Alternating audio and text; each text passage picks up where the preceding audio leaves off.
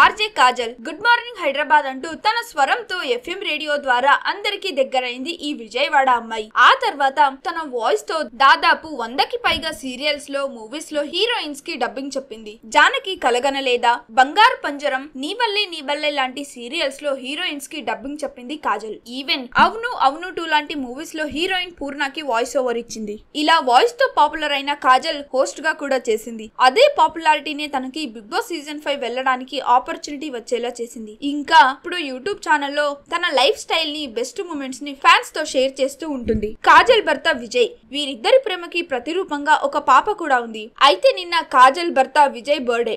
దాంతో కాజల్ ఒక emotional post చేసింది. 2025 నా హార్ట్ లో ఎప్పుడు ఒక ప్రత్యేక స్థానాన్ని కలిగి ఉంది. ఎందుకంటే ఈ సంవత్సరం మేము మా కళ ఇంటిని నెరవేర్చుకున్నాం.